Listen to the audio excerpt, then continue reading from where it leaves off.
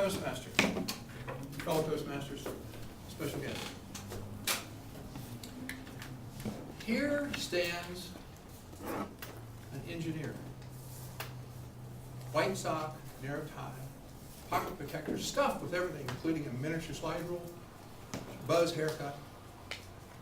Engineer back in the corner, working on the problems. I was hired by a man named Don Biesecker to become a salesman. I had never studied salesmanship in school. I had never taken a marketing class in my life. I was an engineer. Couldn't quite understand what he was doing when he hired me. But he says, don't worry about it, Chuck. You know the product. You know these things. You know all the technical stuff. I'll teach you how to become a salesman. Well, Don Biesecker launched into a training program for this engineer. And what emerged was something that he sort of expected. I didn't have a clue. First, he took me around. I had 5 states. I lived in Chicago at the time. 5 states. I had customers like Honeywell, AC Electronics, Xerox, and some others. And my job was to get all dressed up in my 3-piece suit, wingtip shoes, and go out, sit in the lobby. I had an appointment with the buyer. And you look down the row, and there'd be 6, 8, 10, 12 other salesmen sitting there in their 3-piece suit and wingtip shoes with their attaché case, all waiting to see the buyer. So I would do this week after week after week after month for about 6 months.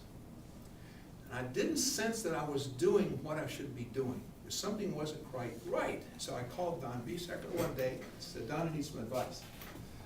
I've been going to see these buyers and sitting there, and I have an appointment at 10 o'clock. I show up at 5 minutes till 10. I sit there right in the row with all the other salespeople with my attaché case, waiting. Now he's 5 minutes late. Now he's 10 minutes late. Now he's 15 minutes late. I'm starting to get pretty steamed about it because I've got another appointment at 1 o'clock, and I've got a 30-minute drive. This is not working. So Don says, Chuck, it's your territory. It's your customers. Figure it out. And I'm sitting here thinking, tell me what to do. I mean, help me here. I'm just a dumb engineer. You're the sales guy. He's got 35 years experience as a national sales manager for Litton Industries, one of the biggest aerospace companies at that time. I couldn't know what to do. I was scratching my head and said, okay. I knew that the buyer was the stand in between the technical people out back who really wanted to buy my products and me. I couldn't get to them through the buyer. It just wasn't happening. So I decided to change tactics. And I called Don on the phone and said, Don, I've made a decision. It's my customers and my buyers. Here's what I'm going to do. I'm going to change the way I dress. I'm going to start going into the lobby with a guitar in one hand and a bag of candy in the other, and I'm going to sit there and I'm going to play and song my songs until I see the buyer. He said, it's your territory. It's your customers. Figure it out. So I did. I left my 3-piece suit in the closet. I put on some really spiffy colored clothes. And I went out to the lobby with my guitar. And I go in, check in, give the lady at the reception desk my card, open up my guitar, and just start playing and singing. All these other 6, 8, 10, 12 salesmen were looking down the row. What in the world is going on here? And I'm playing and singing.